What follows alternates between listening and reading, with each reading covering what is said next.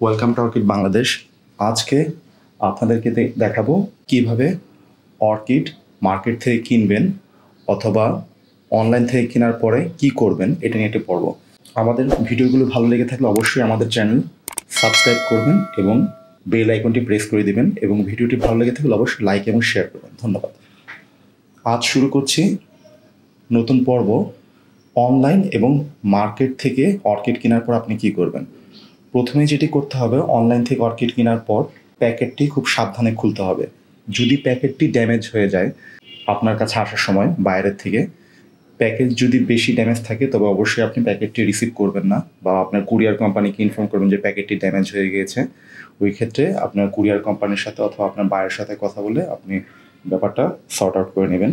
প্যাকেটটি যদি পারফেক্ট অবস্থায় আসে ওই ক্ষেত্রে প্রথমে খুব সাবধানে প্যাকেটটি খোলা শুরু করবেন, কারণ প্যাকেটটি যদি আপনি সাবধানে না খুলেন, অসাবধানে খুলতে গিয়ে অর্কিডটি ড্যামেজ হতে পারে। এছাড়া যদি এর মধ্যে ফ্লাওয়ার স্পাইক থাকে তবে প্যাকেট ঠিকমতো না খুলতে গেলে আপনার সময় টেপ এবং বিভিন্ন রকমের পেপার দিয়ে অর্কিডটি অনেক সেলাররা মুড়িয়ে দেয়। ওটি যদি আপনি ঠিকমতো না করে টানাটানি করেন এটি ভেঙে যেতে পারে। তারপরে খোলার পরে প্রথমে যেটি করতে হবে, প্ল্যান্টটি ভালো মতো ইন্সপেক্ট করতে হবে যে কোথাও ভেঙে টেঙে গিয়েছে কিনা বা কোনো রকমের সমস্যা আছে কিনা।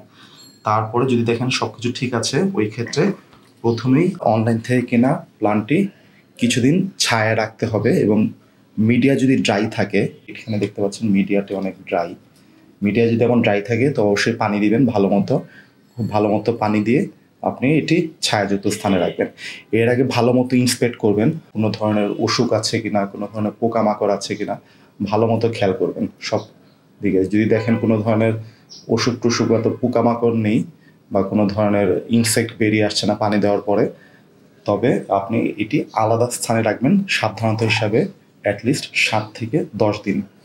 এর মধ্যে যদি দেখেন আপনার এটির থেকে কোনো রকমের সমস্যা হচ্ছে না, আপনি এখানে একটা অর্কিড দেখতে পাচ্ছেন, এই মিডিয়াটি ড্রাই আছে, পটিং মিডিয়াটি দেখলাম। এর মধ্যে যদি দেখেন আপনার কোনো রকম সমস্যা হচ্ছে না, তবে আপনার বাকি অর্কিডগুলোর সঙ্গে এটা রাখতে পারেন। এবং অর্কিড কেনার সময় অবশ্যই যার থেকে কিনছেন তার থেকে অর্কিড যত্ন সম্বন্ধে জেনে নেবেন। এবং সে যদি ভালো এক্সপার্ট না হয়, সে যদি জাস্ট শুধু রিসেলার হয়, তাহলে অর্কিড না কেনার চেষ্টা করবেন। কারণ হচ্ছে ওই ক্ষেত্রে হয়তো উনি অর্কিডের সম্বন্ধে ভালো কিছু জানে না অথবা অর্কিডের সম্বন্ধে ওনার আইডিয়া নেই, সমস্যা হতে পারে। যেমন অনেক সময় কালার কনফার্ম হয় না অথবা অসুস্থ প্লান্ট চলে আসার সম্ভাবনা থাকে। এখন হচ্ছে মার্কেট থেকে কেনার সময় কি করবেন। মার্কেট থেকে কেনার সময় মার্কেটে যাবেন, ভালো মতো খেয়াল করবেন যে আপনার প্লান্টটি কেমন। যদি দেখেন প্লান্টটি দুর্বল, একটু খেয়াল করে যদি দেখেন এই প্লান্টটি যদি দেখেন, আপনি ভালো মতো খেয়াল করবেন প্লান্টটি কেমন। মানে যদি দেখেন প্লান্টটি ভালো না, দুর্বল আছে বা পাতাগুলো ড্যামেজ মনে হচ্ছে বা পানি বেশি না দেওয়ার কারণে অথবা বেশি দেওয়ার কারণে রুট ড্যামেজ হয়ে গিয়েছে, তারপরে মিডিয়াটি একটু শুকে দেখবেন, মিডিয়ার ভিতরে যদি বাজে গন্ধ থাকে ময়লা ময়লা, তবে আপনার মিডিয়া পচে গিয়েছে। মিডিয়ার ভিতরে একটি ঘাস ঘাস বা একটা আর্থি গন্ধ থাকতে পারে, কারণ হচ্ছে যেহেতু এখানে আমরা কোকো হাস্ক ব্যবহার করি, কিন্তু কখনো পচা গন্ধ থাকবে না, নিশ্চিত থাকেন। সেকেন্ড যেটা দেখবেন, কোনো ধরনের পোকামাকড় বের হয়ে আসছে কিনা, এটি কতদিন আগে রিপোর্ট করা হয়েছে। যদি হয় আপনার রিসেন্টলি রিপোর্ট করা, তবে আপনি যদি ওই ধরনের প্লান্ট যদি কেয়ার না করতে পারেন, না কিনাই ভালো। আর অনেক সময় শিকড় ছাড়া প্লান্ট ওরা রিপোর্ট করে দেয়, ভালো মতো 2টা কোকো হাস্কের ভিতরে শক্ত করে বসিয়ে দেয়, দেখতে বোঝা যায় না, বাসায় না দেখা যায় যে প্লান্টের ভিতরে কোনো শিকড় নেই, রিসেন্টলি রিপোর্ট করা। এই ধরনের অর্কিডও যদি আপনার অভিজ্ঞতা না থাকে শিকড় নাও বের হতে পারে, এবং কিছু অর্কিডে শিকড় না থাকলে শিকড় অনেক সময় বের হয় না। আরেকটা জিনিস খেয়াল রাখবেন যে আমরা অনেক সময় ফুল ফুটা অর্কিড কেনার চেষ্টা করি। কিছু অর্কিড আছে যেগুলো ফুল ফুটা অর্কিডে সাধারণত নার্সারিতে যেগুলো হয়, এগুলো বাংলাদেশে কম পাওয়া যায়, বাইরে যেগুলো হয় ওই ফ্যালেনোসিস অর্কিডে ফুলটা শেষ হয়ে গেলে তখন আর ফুটতে চায় না নতুন ফুল।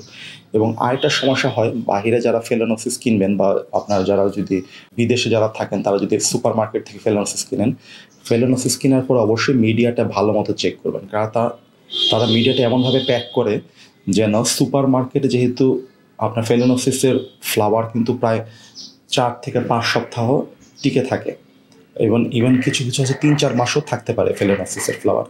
কিন্তু এই ধরনের অর্কিডের ফ্লাওয়ার কিন্তু কম সময় থাকে।